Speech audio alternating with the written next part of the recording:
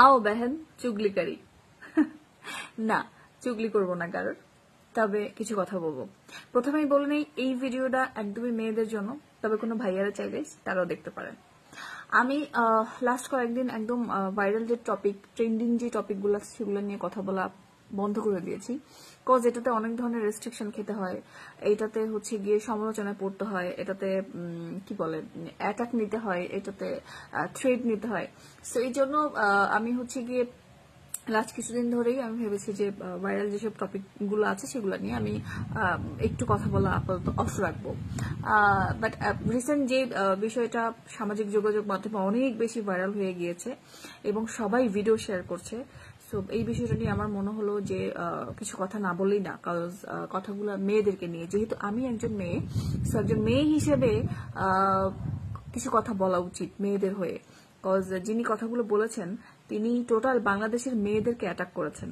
So একজন মেয়ে হিসেবে টোটাল বাংলাদেশের মেয়েদের জন্য হইলেও আমার কথা বলা উচিত যদিও আমি দেখছি যে সবাই অনেক ভিডিও পোস্ট করছেন এই বিষয়টা নিয়ে তবে কেউ নিজে ক্যামেরার সামনে এসে কোনো কথা বলছেন না সো কিছু কথা বলবো সেটা হচ্ছে আপনারা নিশ্চয়ই এতক্ষণে বুঝে গিয়েছেন আমি কোন টপিকটার কথা বলছি একজন বাংলাদেশের একজন আপু উনি আগে কন্টেন্ট ক্রিয়েটর ছিলেন এখন উনি একজন বিজনেসম্যান একজন পেজ ওনার তো উনি রিসেন্ট হচ্ছে গিয়ে দেশের বাইরে উনি বেড়াতে গিয়েছেন ওনার হাজবেন্ডকে নিয়ে এবং সেখানে উনি ঘোরাঘুরি করছেন খাবার খাচ্ছেন এনজয় করছেন খুবই ভালো বিষয় খুবই ভালো কথা তো উনি খাবার খেতে খেতে লাইভে এসেছিলেন মেবি এবং লাইভে আসার পরে ওইখানে একজন ইন্ডিয়ান ভদ্রলোক কমেন্ট করেছেন যে তোমার ড্রেসিং সেন্স অনেক ভালো লাগে তোমার ড্রেসিং সেন্স অনেক সুন্দর তো এইটা ওনাকে কমেন্ট করেছে আচ্ছা এখানে ছোট্ট একটা কথা বলি সেটা হচ্ছে আমরা যারা কন্টেন্ট ক্রিয়েটর আছি বা আমরা যারা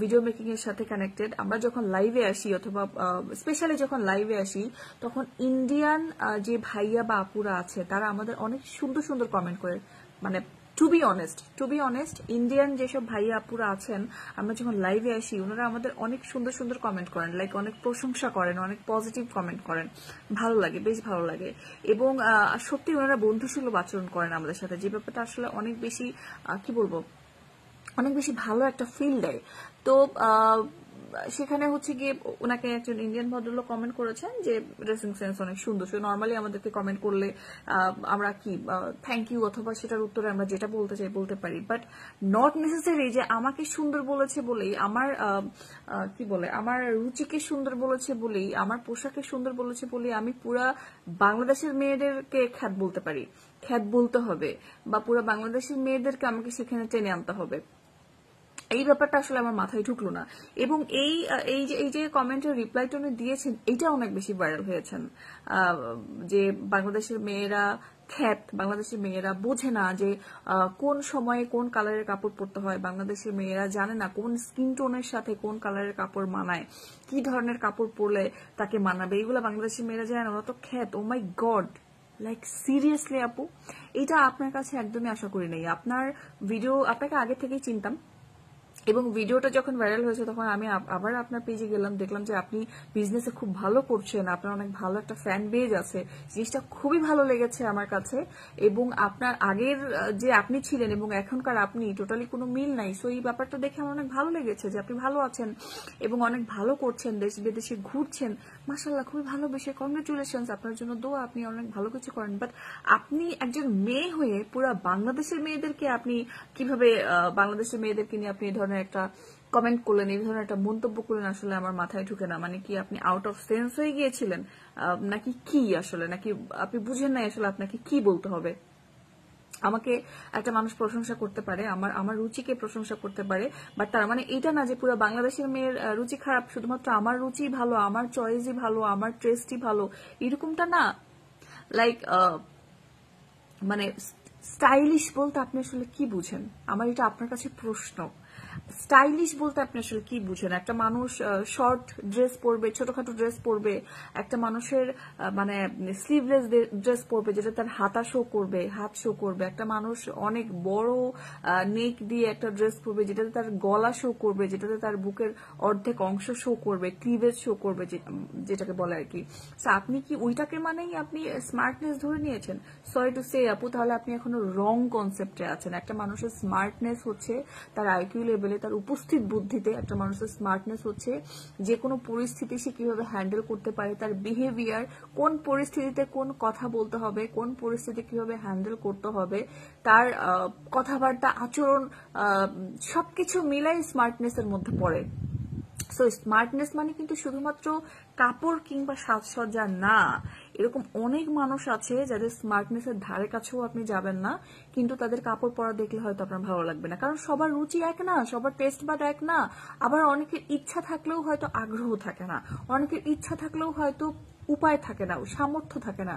সো সবকিছু মিলে আসলে সবার ড্রেসিং সেন্স একরকমের না। আর সব থেকে বড় কথা, হু আর ইউ, লাইক আপনি কে, যে আপনি সবার বাংলাদেশের পুরো মেয়েদেরকে নিয়ে আপনি হচ্ছে তাদের কাপড়কে নিয়ে আপনি জাজ করবেন? আপনি কে? আপনি কে? আপনি কে হয়ে গেছেন যে আপনি পুরো বাংলাদেশের মানুষদেরকে, মেয়েদেরকে আপনি জাজ করবেন? এই রাইট আপনাকে কে দিয়েছে? লাইক মানে আপনি কাঁটা চামচ দিয়ে খাবার খাচ্ছেন, আপনার এখন বাইরে যাওয়ার মতন সামর্থ্য দিয়েছে আল্লাহ তাআলা, আপনি বাইরে ঘুরতে যাচ্ছেন, আপনি ছোটখাটো ড্রেস পরতেছেন, আপনি গলা বুক সবকিছু দেখাচ্ছেন, আপনি ঢং করে হাঁটতেছেন, আপনি পার্লারে গিয়ে ম্যাসাজ নিয়ে নিয়ে আপনি হচ্ছে গিয়ে ফর্সা হয়েছেন, আপনার চুলগুলো সোজা সোজা, মানে এটারই প্রমাণ হয়ে যায় আপনি অনেক রুচিসম্মত, আপনি অনেক স্টাইলিশ। এটাতেই মানে সবকিছু প্রমাণ হয়ে যায়। স্মার্টনেসের জন্য আর কিছু প্রয়োজন হয় না। আমি আপনাকে বলবো যে আপনি এখনো রং কনসেপ্টে আছেন এবং আপনার ব্রেইনটাকে আপনি আরেকটু স্মার্ট করেন। আপনার ব্রেইন আসলে এখনো স্মার্ট হতে পারেনি। আপনি উপর দিক থেকে স্মার্ট হইলেও আপনার ভেতরটাকে আপনি এখনো স্মার্ট করতে পারেননি আপু। সো এইটা আগে আপনার করা উচিত। আর আরেকটা ব্যাপার, আপনি সেই আপুটা না যে হচ্ছে গিয়ে এই যে কিছুদিন আগে বাচ্চা মারা গেল, তারপর লাইভে এসে জিনে ধরেছে, এই সেই হ্যান ত্যান জিনের কাহিনী নিয়ে ভাইরাল হইলেন। আপনি বোধহয় ভুলে যাচ্ছেন আপু, এই বাংলাদেশের মেয়েরাই কিন্তু ওই টাইমে আপনাকে সিম্প্যাথি দেখিয়েছে। এই বাংলাদেশের মেয়েরাই ওই সময়টাতে আপনার পাশে থেকেছে। এই বাংলাদেশি মেয়েরাই, আপনি যে বিজনেস করেন, শাড়ি কাপড় সেল করেন, বাংলাদেশের মেয়েরাই আপনার শাড়ি কাপড়গুলো কিনে। সো বাংলাদেশের মেয়েদের ইমোশনকে কাজে লাগায়, সিম্প্যাথিকে কাজে লাগায় আপনি আজকে ওই মাহি থেকে, আগের সেই মাহি থেকে এখনকার মাহি হয়েছেন। আগের মাহি আর এখনকার মাহির ফটো একটু পাশাপাশি রেখে আপনি মিলাই নিবেন, মানুষের ভালো দিন আসে। এবং আপনার জন্য দোয়া, আপনি আরো ভালো থাকেন, আপনার উত্তরোত্তর আরো ভালো কিছু হোক। বাট তার মানে এই না যে আপনি আপনার পাস্ট ভুলে যাবেন এবং পুরো বাংলাদেশের মেয়েদেরকে নিয়ে আপনি ট্রল করবেন, তাদেরকে খ্যাত বলবেন, তাদেরকে ইনসাল্ট করবেন। এটা একেবারেই অগ্রহণযোগ্য। বাংলাদেশের মেয়েদেরকে আপনি বাংলাদেশের বাইরে গিয়ে ছোট করবেন, এটা একেবারেই গ্রহণযোগ্য না। This is not accepted. এবং আপনি সেই আপুটা না যে কিছুদিন আগে হচ্ছে গিয়ে উমরা করতে গেলেন হাজবেন্ডকে নিয়ে, হাজবেন্ডকে দাড়ি টুপি রাখায়া পাঞ্জাবি পরায় নিয়ে গেলেন, আপনি একেবারে পা থেকে মাথা পর্যন্ত আপনি বোরখা পরলেন, পর্দা করলেন, উমরা করলেন, ভিডিও শেয়ার করলেন, কাবা শরীফ ধরে আপনার ছেলেকে আপনি মানে ছেলেকে কে মারছে, ওর কোন আপনার অডিয়েন্স আপনাকে কি বলছে সেটা কাবা শরীফ ধরে আপনি আল্লাহর কাছে বিচার করলেন, ওইটা আমার ভিডিও করে ফেসবুকে পোস্ট করলেন। সেই আপুটা না আপনি? আপনাকে অনেক ভালো করে চিনি আপু। আপনি আমি আমি জানি না যে আপনি আপনার পাস্ট ভুলে গেছেন কিনা, একটু পাস্ট গুলো আপনাকে মনে করে দিতে চাই যে আপনি কি ছিলেন, কিভাবে ভাইরাল হয়ে আপনি এখনকার মাহি হয়েছেন, আপনার বড় একটা ফ্যান বেজ তৈরি হয়েছে। সো ভুলে যায়েন না। আপনি বাংলাদেশের মেয়েদেরকে ছোট করছেন, আজকে এই বাংলাদেশের মেয়েরা যদি আপনার থেকে কাপড় না কিনে আপনাকে আনফলো করে দেয়, আপনি কিন্তু আর এই মাহি থাকবেন না। আপনি কিন্তু দেশে বিদেশে ঘুরতে যাওয়ার মতো ওই অ্যাবিলিটি হয়তো আল্লাহ আপনার তখন রাখবে না, যদি বাংলাদেশের মেয়েরাই আপনার সাথে না থাকে, আপনাকে ফলো না করে, আপনার কাপড় না কিনে, আপনার বিজনেস চলবে না, বন্ধ হয়ে যাবে। সো যেটাই বলেন অবশ্যই খেয়াল রেখে বলবেন। এবং আপনি, আমি সাধারণ মানুষ হয়ে কিছু প্রশ্ন করি যে আপনি এত স্মার্ট, আপনি শর্ট হাতার ড্রেস পরে স্লিভলেস কাপড় যখন পরতেছেন, আপনি যখন গলা বুক সবকিছু শো করতেছেন, আপনি তখন হাত দিয়ে ভাত খাচ্ছেন কেন? কোথাও না কোথাও আপনি মনে প্রাণে বাঙালি ভাই। আপনি 2 দিনের বৈরাগী ভাতের অন্ন বললে তো হবে না, আপনি সবাইকে মানে এভাবে ছোট করলে তো হবে না। আপনি নিজেও এখন ওই জায়গাতেই আছেন, হয়তো আপনার কিছুটা চেঞ্জ হয়েছে। সো প্লিজ কথা বলার আগে ব্রেনকে কাজে লাগান, 2-3 বার চিন্তা করুন, তারপর কথা বলুন। এবং আপনি মেয়েদেরকে নিয়ে যে কথাটা বলেছেন এই ব্যাপারটা একদমই অ্যাকসেপ্টেড না।